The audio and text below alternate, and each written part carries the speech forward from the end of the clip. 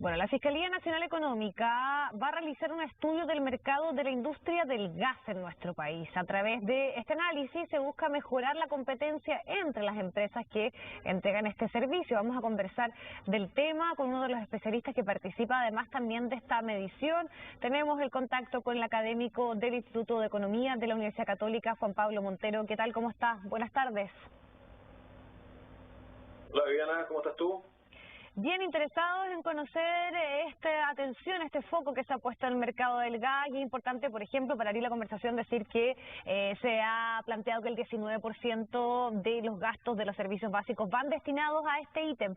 Pero lo que se ha planteado por parte de la Fiscalía Nacional Económica es que hay algunas dudas, sobre todo respecto a las condiciones comerciales que se le están entregando a los usuarios, de que no serían las más óptimas. ¿Por qué hay un foco puesto respecto al mercado del gas en nuestro país?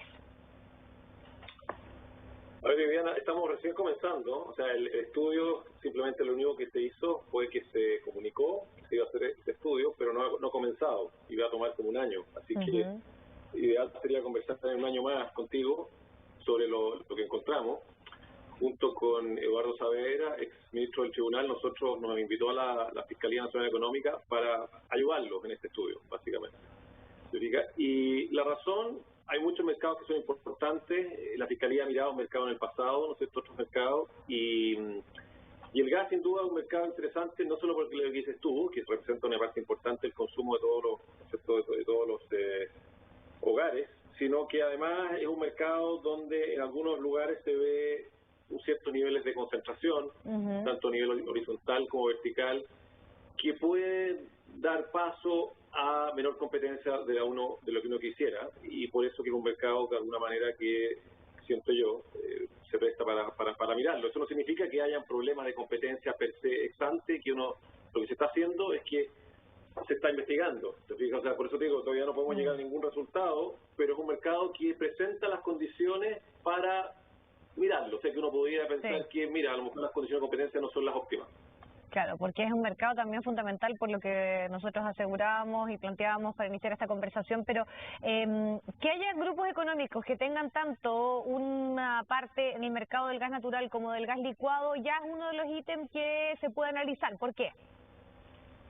Efectivamente, ese es uno de los temas a considerar, esa concentración horizontal, si tú quieres, porque son dos productos que compiten uno con el otro, entonces tú no quisieras tener, ¿no es cierto?, esos competidores en las manos de una misma entidad.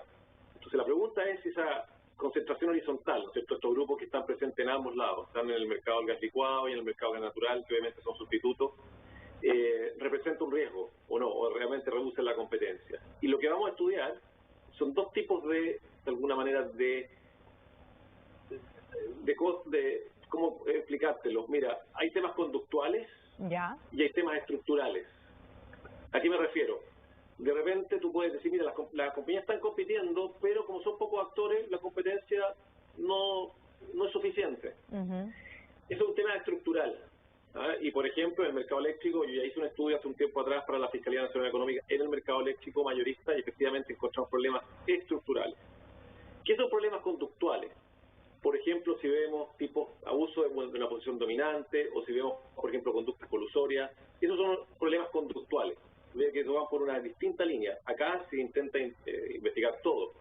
Por ejemplo, en el estudio anterior que hicimos del mercado eléctrico, hace ya varios años atrás, nosotros encontramos que había problemas estructurales, no conductuales, en el sentido de que no encontramos, por ejemplo, prácticas colusorias, pero sí encontramos una concentración muy grande y que evitaba, por ejemplo, que los precios fueran más bajos. Y eso se logró después con el mismo ministro Pacheco, introdujo mucho más competencia, llamó licitaciones, con anticipación y se introdujo más competencia. Pero hay un cambio estructural, te fijas, entraron nuevos actores.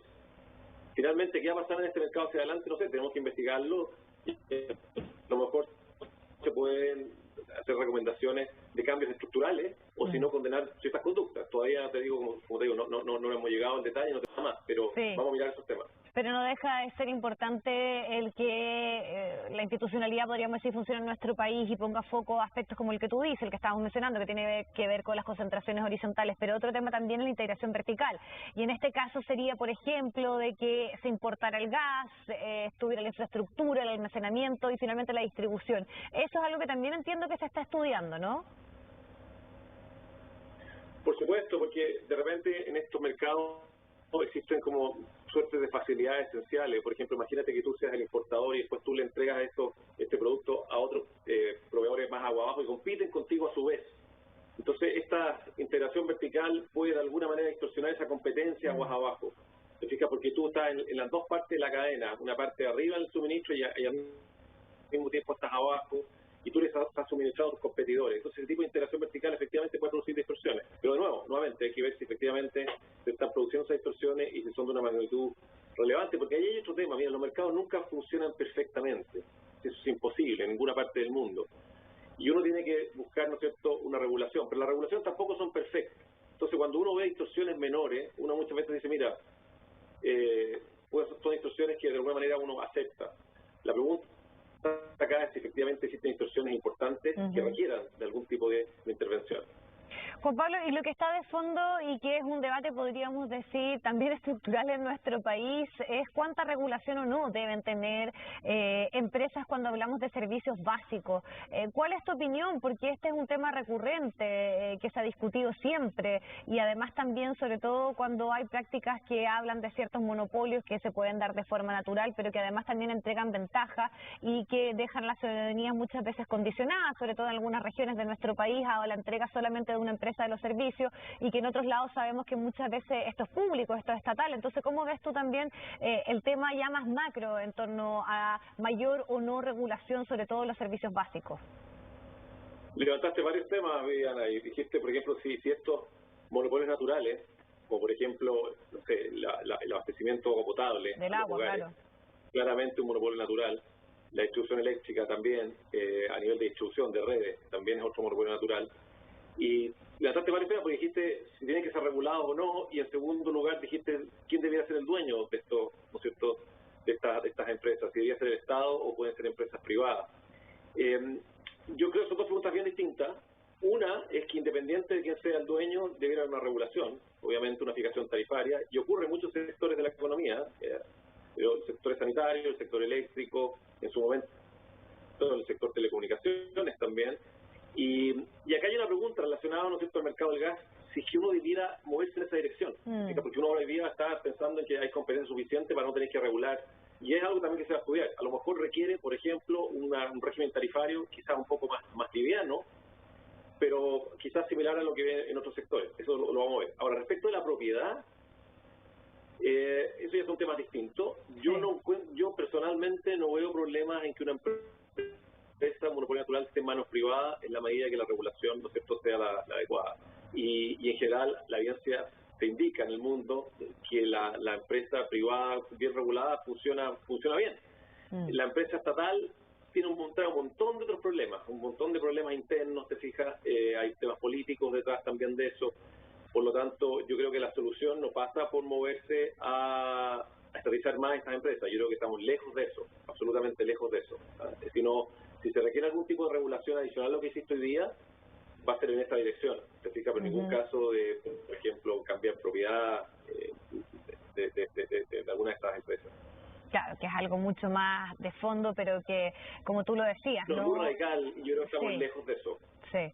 Pero es importante el punto que se hace, ¿no?, de la regulación, la fiscalización, que entendemos que es fundamental, sobre todo cuando hablamos de servicios básicos, que es algo que también está presente en este estudio que se va a iniciar en el mercado del gas.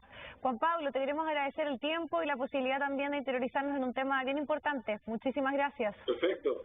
Hablemos en un año más. Ya, y cuando tengamos resultados en mano, sin duda. Gracias. Así es. Chao. Chao.